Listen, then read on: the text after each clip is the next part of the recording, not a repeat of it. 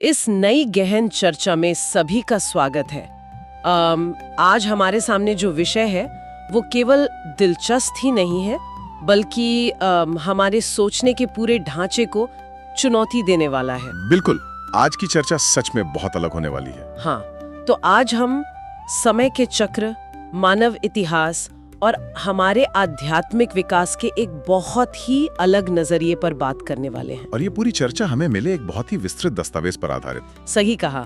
इस दस्तावेज का शीर्षक है एक ही दुनिया, ऐसी भी और वैसी भी।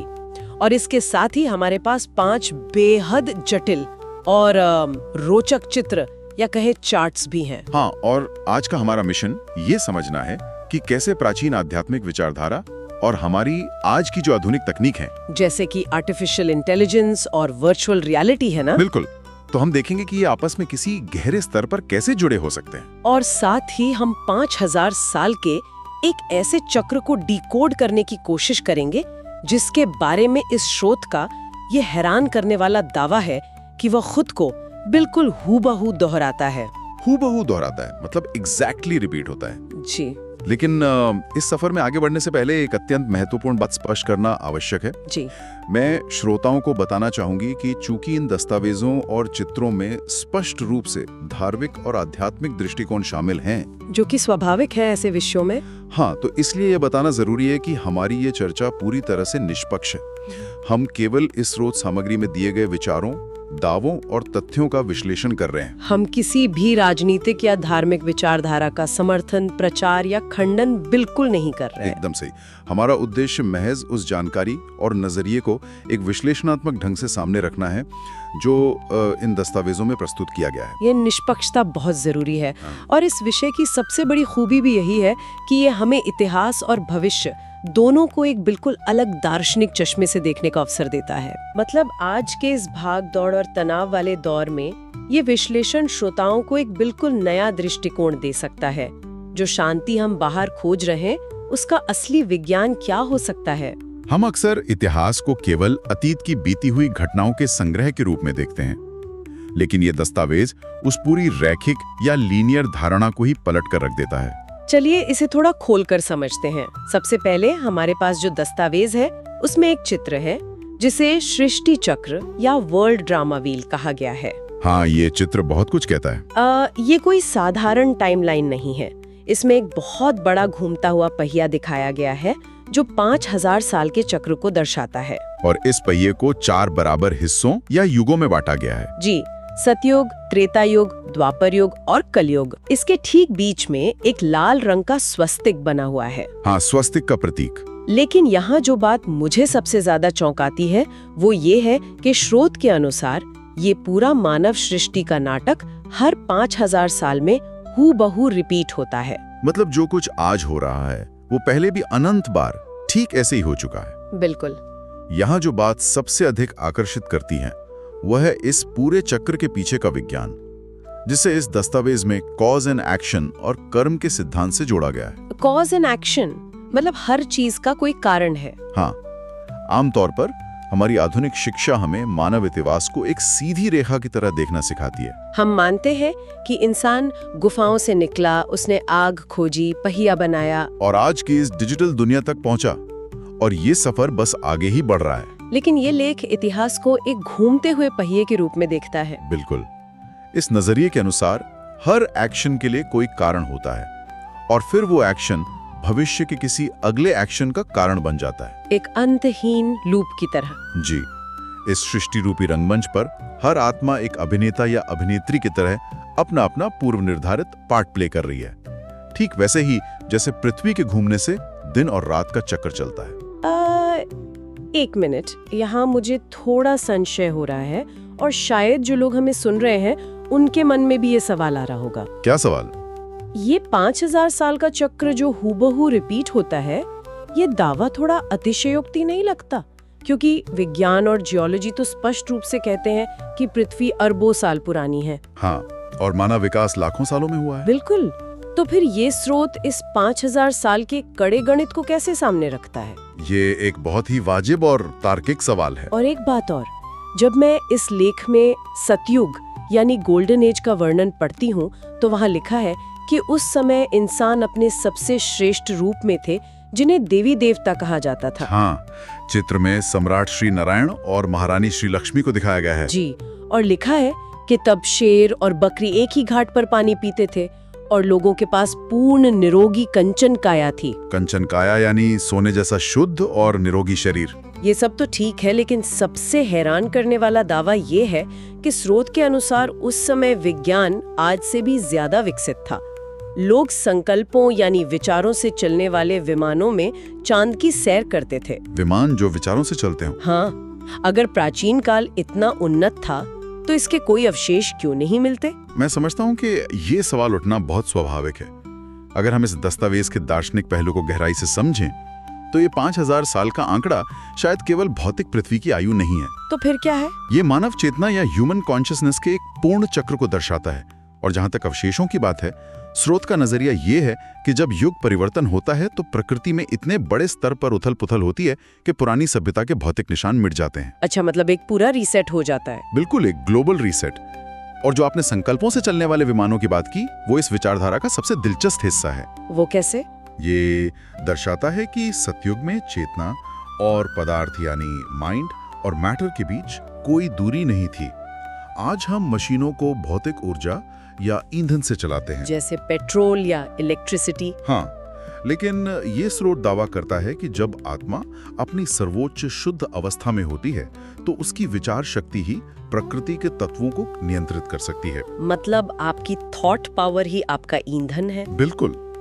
ये एक ऐसी सभ्यता की कल्पना है जहां तकनीक बाहर लोहे और तारों में नहीं बल्कि इंसान के भीतर उसकी मानसिक शक्ति में थी। वाह, सोचिए, अगर आज के इस भयंकर ट्रैफिक वाले दौर में हमारे पास संकल्पों से उड़ने वाली गाड़ियां होती तो शायद हम ऑफिस पहुंचने से पहले ही अपने बॉस को अंतरिक्ष में भेजने का संकल्प कर लेते। ये तो आपने बहुत मजेदार बात कही। मजाक अपनी जगह है, लेकिन ये वर्णन सच में हमारी विकास की परिभाषा को चुनौती देता है। बिल्कुल देता है। लेकिन फिर एक सवाल ये उठता है कि अगर सब कुछ इतना उत्तम और जादुई था तो ये पतन कैसे शुरू हुआ? ये पहिया नीचे की ओर कैसे घूमने लगा? इस सवाल का जवाब मनोविज्ञान और अध्यात्म के एक बहुत ही गहरे बिंदु में छुपा है। वो क्या है? जिसे ये लेख देहभान यानी बॉडी कॉन्शियसनेस कहता है। स्रोत के अनुसार द्वापर युग के आते आते एक बहुत बड़ा मानसिक बदलाव होता है, एक पैराडाइम शिफ्ट। अच्छा। आत्माएं जो अब तक खुद को एक अमर और अविनाशी ऊर्जा मानती थीं, धीरे धीरे उस पहचान को भूलने लगती हैं और खुद को इस विनाशी शरीर तक ही सीमित मान बैठती है। बिल्कुल। इसे हम आज की भाषा में एक वर्चुअल रियलिटी या वीआर गेम के उदाहरण से समझ सकते हैं। VR game? ये दिलचस्प लग रहा है। कल्पना कीजिए कि आपने एक बहुत ही उन्नत वीआर हेडसेट पहना हुआ है और आप एक गेम खेल रहे हैं। ठीक है। शुरुआत में आपको पता होता है कि आप बाहर बैठे खिलाड़ी हैं, लेकिन जैसे जैसे गेम आगे बढ़ता है आप उस आभासी दुनिया में इतने खो जाते हैं कि आप भूल जाते हैं कि आपने कोई हेडसेट पहना हुआ है। हाँ, अक्सर लोग वीआर खेलते हुए दीवारों से टकरा जाते हैं क्योंकि उन्हें लगता है वो गेम के अंदर हैं। एग्जैक्टली। गेम के अंदर अगर आपके कैरेक्टर को चोट लगती है तो आप असल में डर जाते हैं, दर्द महसूस करने लगते हैं। तो ये स्रोत भी यही कह रहा है। हाँ, ठीक इसी तरह ये स्रोत कहता है कि आत्मा इस भौतिक शरीर रूपी हेडसेट में इतनी उलझ गई कि वो भूल गई कि वो एक बाहरी अमर खिलाड़ी है। ये वीआर वाला उदाहरण बहुत ही सटीक है। और जब इंसान ये भूल जाता है कि वो एक आत्मा है, तभी सारी समस्याएं शुरू होती हैं, है ना? बिल्कुल, वहीं से सारी विकृतियां जन्म लेती हैं। मैंने देखा कि लेख में इस देह भान की तुलना बहुत ही खूबसूरती से पवित्र बाइबल की कहानी से की गई है। आदम और ईव वाली कहानी। हाँ, जहाँ आदम और हव्वा फॉरबिडन फ्रूट यानी वर्जित फल खाते हैं। स्रोत का कहना है कि ये वर्जित फल और कुछ नहीं बल्कि यही देह अहंकार है। बहुत ही गहरा प्रतीक है। जब इंसान खुद को शरीर मानता है तभी उसके भीतर काम, क्रोध, लोभ, मोह और अहंकार जैसे विकार पैदा होते हैं। और इसका असर सिर्फ इंसानों के व्यवहार तक सीमित नहीं रहता। जी, दस्तावेज दावा करता है कि मनुष्य की इस गिरती हुई चेतना के कारण प्रकृति के 5 तत्व भी अपना संतुलन खो बैठते हैं। जल, वायु, अग्नि, पृथ्वी, आकाश, सब में उथल पुथल मच जाती है। यहाँ पर बात सच में बहुत दिलचस्प हो जाती है। जब मैं इस लेख को आगे पढ़ रही थी तो मुझे आधुनिक तकनीक और इस खोए हुए स्वर्ग के बीच एक बहुत ही अजीब लेकिन तार्किक कनेक्शन दिखा। वो क्या कनेक्शन था? क्या ऐसा हो सकता है कि इंसान आज जो भी विकास कर रहा है वो असल में उसी खोए हुए सतयुग की सुख शांति को वापस पाने की एक अवचेतन या सबकॉन्शियस कोशिश है? ये एक बहुत ही विचारणीय बिंदु है। इस लेख में स्पष्ट रूप से हमारी आज की आधुनिक तकनीकों का जिक्र है, जैसे ड्राइवरलेस गाड़ियां, robotics, artificial intelligence, machine learning, chat GPT और यही वर्चुअल रियलिटी। बिल्कुल। आखिर हम ये सब क्यों बना रहे हैं? ये इस पूरे दस्तावेज का सबसे प्रभावशाली विश्लेषण है, मैं कहूंगा। इंसान ने जब अपनी वो प्राकृतिक पूर्णता खो दी तो उसकी एक धुंधली सी याद उसके अवचेतन मन में कहीं न कहीं रह गई। एक मेमोरी रह गई कि हम कभी परफेक्ट थे। हाँ, वो जानता है कि एक समय था जब सब कुछ परफेक्ट था, जब उसे कोई दुख या बीमारी नहीं थी। इसीलिए आज वो स्वर्ग को अपने हाथों से विज्ञान के जरिए फिर से बनाने की कोशिश कर रहा है। जैसे हम अपनी पुरानी अच्छी यादों को तस्वीरों के जरिए दोबारा जीने की कोशिश करते हैं। बिल्कुल। आप चैट जीपीटी या एआई का ही उदाहरण लें। हाँ, वो तो आज हर जगह है। प्राचीन भारतीय ग्रंथों में कल्प वृक्ष का जिक्र आता है। Wish fulfilling tree. जी, जिससे आप जो भी सवाल पूछें या जो भी मांगे वो तुरंत मिल जाता है। आज का इंसान एआई के रूप में क्या बना रहा है? एक डिजिटल कल्प वृक्ष। एग्जैक्टली। एक ऐसा ही पेड़ जिसके पास दुनिया की हर जानकारी हो और जो हमारे हर सवाल का तुरंत जवाब दे सके। और हम इंटरनेट और वीडियो कॉलिंग के जरिए हर जगह मौजूद रहना चाहते हैं। ओमनी प्रेजेंस, जो कि कभी आत्मा का स्वाभाविक गुण माना जाता था। इंसान मेडिकल साइंस और जेनेटिक इंजीनियरिंग के जरिए मौत को हराना चाहता है, क्योंकि उसे याद है कि कभी उसके पास कंचन काया हुआ करती थी जो अमर थी। सही कहा। वो भौतिक साधनों से आध्यात्मिकता को फिर से गढ़ना चाह रहा है। ये नजरिया तो दिमाग को पूरी तरह से घुमा देने वाला है। मतलब हम सॉफ्टवेयर और हार्डवेयर के जरिए अपना खोया हुआ देवतापन वापस पाने की कोशिश कर रहे हैं। बिल्कुल। लेकिन अगर हम इसे व्यापक दृष्टिकोण से जोड़कर देखें तो यहाँ एक बहुत बड़ा विरोधाभास खड़ा हो जाता है। एक पैराडॉक्स। कैसा पैराडॉक्स? इंसान अपनी खोई हुई पूर्णता को भौतिक विज्ञान के माध्यम से फिर से बनाने की कोशिश तो कर रहा है, लेकिन स्रोत एक कड़वा सच सामने रखता है। और वो कड़वा सच क्या है? इन तमाम तकनीकी चमत्कारों के बावजूद इंसानी पीड़ा कम होने की बजाय बढ़ती ही जा रही है। कलयुग के अंत तक आते आते दर्द और तनाव अपनी चरम सीमा पर पहुंच जाता है। ये तो हम आज अपने आसपास देख ही रहे हैं। दस्तावेज स्पष्ट करता है कि मनुष्य ने अपनी भौतिक सुख सुविधाओं के लिए प्रकृति का अंधाधुंध दोहन किया, जंगल काटे, जिसके कारण आज हम भयंकर कार्बन उत्सर्जन, ग्लोबल वार्मिंग और जलवायु परिवर्तन जैसी आपदाओं का सामना कर रहे हैं। और सिर्फ बाहरी प्रकृति ही नहीं, इंसानों का आपसी व्यवहार भी तो देखिए। हाँ, इंसान का मैंपन यानी अहंकार इतना विकराल हो गया है कि भाषा, जाति, धर्म और जमीन के टुकड़ों के लिए भयानक युद्ध हो रहे हैं। और जो मानसिक बीमारियां हैं, डिप्रेशन, एंजाइटी, ये सब आज के समय की सबसे बड़ी महामारी बन चुकी है। बिल्कुल। ये सब इसलिए हो रहा है क्योंकि इंसान दुख के मूल कारण यानी उस देह अहंकार का इलाज करने के बजाय केवल बाहरी दुनिया में बैंडेड लगा रहा है। बाहरी इलाज कर रहा है जबकि बीमारी अंदर है। उसका आंतरिक सॉफ्टवेयर करप्ट हो चुका है, लेकिन वो बाहर नया हार्डवेयर खरीदने में लगा हुआ है। ये बात सोचने पर मजबूर करती है कि बाहरी विकास और आंतरिक खोखलापन कैसे एक साथ हाथ में हाथ डालकर चल रहे हैं। यही आज की सच्चाई है। अब अगर समस्या इतनी गहरी है तो इस सब का समाधान क्या है? जब हर तरफ इतना तनाव, बीमारियां और उथल-पुथल है, तो ये स्रोत इस भूल भुलैया से बाहर निकलने का क्या रास्ता सुझाता है? रास्ता तो बताया गया है और वो बहुत ही सरल भी है। यहाँ मैं हमारे सामने मौजूद दो बहुत ही प्रमुख चित्रों का जिक्र करना चाहूंगी। हाँ, वो दो चार्ट्स। एक चित्र का नाम है सर्व आत्माओं के पिता और दूसरा है the universal light, supreme father of all souls. जी, जब मैं इन चित्रों को देखती हूँ तो इनमें एक बहुत ही शक्तिशाली समानता नजर आती है।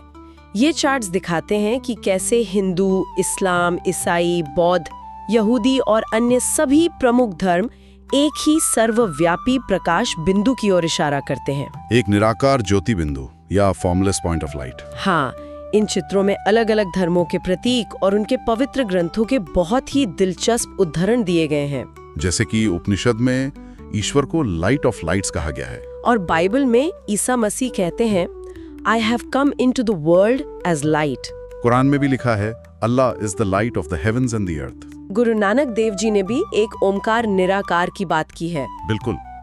तो ये स्रोत दावा कर रहा है कि रूप, नाम और पूजा पद्धतियां भले ही अलग अलग हों, लेकिन सभी का अंतिम गंतव्य या डेस्टिनेशन एक ही निराकार ऊर्जा है। ये एक बहुत ही सुंदर और जोड़ने वाला विचार है। और यहीं पर ये दस्तावेज संगम युग या कॉन्फ्लुएंस एज की एक बहुत ही महत्वपूर्ण अवधारणा को सामने लाता है। संगम युग, ये कौन सा समय है? स्रोत के अनुसार जब कलयुग अपने बिल्कुल अंतिम चरण में होता है, जहां दुख, अशांति और वैचारिक मतभेद अपनी चरम सीमा पर होते हैं। जैसा कि आज का समय लग रहा है। हाँ, और नया सतयुग बस शुरू होने वाला होता है। उस बीच के छोटे से संधिकाल या ट्रांजिशन पीरियड को संगम युग कहा गया है। तो इस ट्रांजिशन पीरियड में होता क्या है? दस्तावेज दावा करता है कि इस घोर अंधकार के समय में वो सर्वोच्च यूनिवर्सल लाइट, जिसे यहाँ परमात्मा शिव कहा गया है, इस धरती पर मानव चेतना में हस्तक्षेप करती है। मतलब वो यूनिवर्सल लाइट खुद इंटरवीन करती है। जी। लेख के अनुसार वे एक मानवीय माध्यम प्रजापिता ब्रह्मा के द्वारा आकर मनुष्यों को वो भूला हुआ ज्ञान वापस देते हैं। वो कौन सा ज्ञान? वे इंसान को याद दिलाते हैं कि तुम ये भौतिक देह नहीं बल्कि एक अमर आत्मा हो, एक निराकार ज्योति बिंदु हो। अपनी असली पहचान की याद दिलाते हैं। बिल्कुल। दस्तावेज ये भी दिलचस्प बात बताता है कि दुनिया के लगभग हर धर्म में इस विशेष बदलाव के समय की कोई ना कोई स्मृति मौजूद है। अच्छा। जैसे कि इस्लाम में रमजान का महीना, या हिंदू धर्म में पुरुषोत्तम मास, जहां लोग दुनियादारी से हटकर अपनी आध्यात्मिक शुद्धि पर सबसे ज्यादा ध्यान देते हैं। ये भाग सच में श्रोताओं को गहराई से आत्मनिरीक्षण करने पर मजबूर करेगा। हम अक्सर खबरों में देखते हैं कि लोग अपनी भाषा, अपनी जाति, अपने धर्म या अपने देश के नाम पर एक दूसरे की जान लेने पर उतारू हैं। ये सब बाहरी आवरण के झगड़े हैं। क्या हम इस बाहरी आवरण या देह भान में इतने ज्यादा अंधे हो गए हैं कि हमने अपनी सबसे मूल और असली पहचान को ही भुला दिया है? यही तो इस पूरी समस्या की जड़ है। अगर हम सब एक ही ऑपरेटिंग सिस्टम पर चल रहे हैं, यानी हम सब आत्माएं हैं, तो फिर हम अलग अलग एप्स यानी जाति धर्म के नाम पर क्यों लड़ रहे हैं? बहुत ही बेहतरीन एनालॉजी है ये, एप्स और ऑपरेटिंग सिस्टम वाली। तो इस सब का असल मतलब क्या है? अगर कोई इंसान आज इसी पल इस देह भान के जाल से बाहर निकलना चाहता है और अपने उस करप्टेड सॉफ्टवेयर को ठीक करना चाहता है, तो इस स्रोत के अनुसार इसका व्यावहारिक समाधान क्या है? प्रैक्टिकल सॉल्यूशन बहुत ही सरल है। यहाँ मैं हमारे आखिरी चित्र को समझना चाहूंगी। इस चित्र में एक व्यक्ति ध्यान की मुद्रा में बैठा है। वो ग्लोब यानी पूरी दुनिया के ऊपर है। हाँ, और उसके मस्तक से एक सीधा प्रकाश जुड़ा हुआ है। माथे के बीच से ऊपर एक सर्वोच्च चमकदार लाल प्रकाश के स्रोत से जुड़ा हुआ है। नीचे बहुत ही स्पष्ट अक्षरों में लिखा है राजयोग मेडिटेशन। राजयोग मेडिटेशन। आखिर ये राजयोग कहाँ में से करता है? क्या इसके लिए घर-बार छोड़कर जंगलों में जाना पड़ेगा? नहीं, बिल्कुल नहीं। और यही इसकी सबसे बड़ी विशेषता है। इस लेख में इसे सहज राजयोग कहा गया है। सहज यानी आसान? हाँ, आसान, क्योंकि इसमें किसी विशेष शारीरिक क्रिया, कठिन आसन, मंत्रों के उच्चारण या घर परिवार छोड़कर जंगलों में जाने की आवश्यकता नहीं होती है। तो फिर ये होता कैसे है? ये पूरी तरह से एक मानसिक और आध्यात्मिक जुड़ाव की प्रक्रिया है। इसका मूल सिद्धांत बहुत ही सीधा है। पहले खुद को इस शरीर से अलग एक शुद्ध आत्मा समझना और फिर उस निराकार शक्ति यानी सर्वोच्च प्रकाश को मन की आंखों से याद करना। मन की आंखों से याद करना। इसे हम वायरलेस चार्जिंग के एक बहुत ही आधुनिक उदाहरण से समझ सकते हैं। Wireless charging? ये कैसे? देखिए, जब आपके स्मार्टफोन की बैटरी खत्म होने लगती है, हाँ, तो आप उसे एक वायरलेस चार्जिंग पैड पर रख देते हैं। हाँ, फोन और पैड के बीच कोई तार नहीं होता। हाँ, कोई फिजिकल कनेक्शन नहीं होता। लेकिन एक अदृश्य चुंबकीय क्षेत्र या इनविजिबल मैग्नेटिक फील्ड के जरिए फोन की बैटरी चार्ज होने लगती है। तो यहाँ आत्मा वो फोन है? बिल्कुल। दस्तावेज समझाता है कि जन्म जन्म से शरीर के अहंकार में रहने के कारण हमारी आत्मा रूपी बैटरी पूरी तरह से डिस्चार्ज हो चुकी है। और राजयोग वो चार्जिंग प्रक्रिया है? जी, राजयोग वह प्रक्रिया है जहां हम अपने मन के संकल्पों को उस सर्वोच्च चार्जिंग पैड यानी परमात्मा से जोड़ते हैं और बिना किसी तार के ऊर्जा का प्रवाह शुरू हो जाता है। बिल्कुल। जैसे जैसे ये कनेक्शन गहरा होता है, आत्मा के भीतर उसकी खोई हुई मूल शक्तियां, शांति, प्रेम, आनंद और पवित्रता वापस आने लगती हैं। मनुष्य का अपनी ही इंद्रियों, इच्छाओं और विचारों पर फिर से नियंत्रण आ जाता है। और इसीलिए इसे राजयोग कहा जाता है, क्योंकि यह इंसान को किसी और का नहीं बल्कि स्वयं का राजा बनाता है। Master of self. Master of self, ये बहुत ही शक्तिशाली विचार है। लेख बहुत ही कड़े शब्दों में चेतावनी भी देता है कि यह युग परिवर्तन का समय बहुत अमूल्य और छोटा है, और एक सीधा संदेश देता है, अभी नहीं तो कभी नहीं। अभी नहीं तो कभी नहीं है केवल एक वाक्य नहीं बल्कि एक बहुत बड़ा कॉल टू एक्शन है। जी, एक वेकअप कॉल है।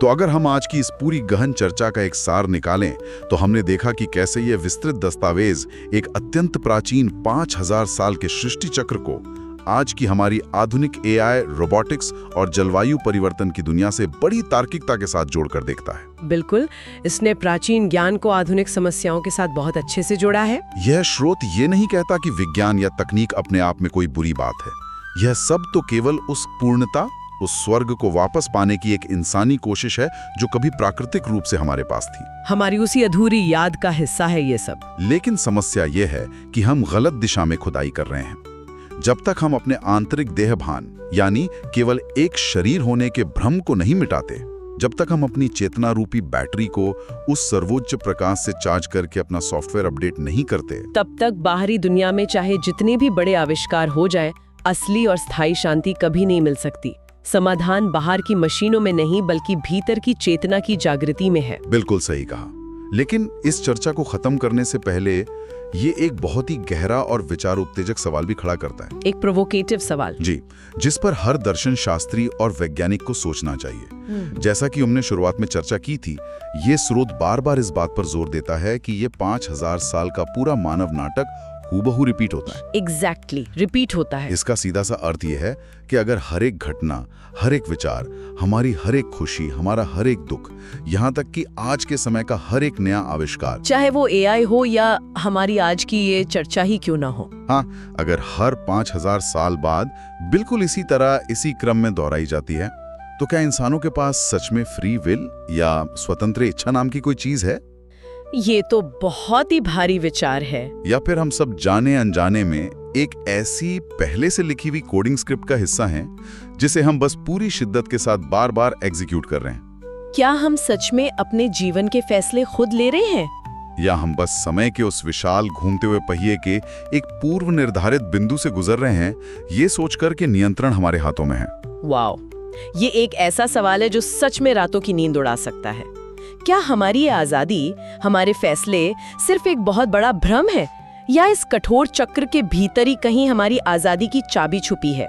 और क्या राजयोग उस कोडिंग स्क्रिप्ट से बाहर निकलने का रास्ता है, या वो भी उसी स्क्रिप्ट का हिस्सा है? ये निश्चित रूप से एक ऐसा भारी विचार है जिस पर हमारी इस चर्चा के खत्म होने के बाद श्रोताओं को खुद से जरूर पूछना चाहिए और एकांत में बैठ के विचार करना चाहिए। बिल्कुल, इस पे चिंतन करना बहुत जरूरी है। आज की इस गहन चर्चा में बस इतना ही। इन दस्तावेजों और चित्रों के माध्यम से समय, चेतना और भविष्य के इस अनोखे सफर पर हमारे साथ जुड़ने के लिए सभी श्रोताओं का बहुत बहुत धन्यवाद।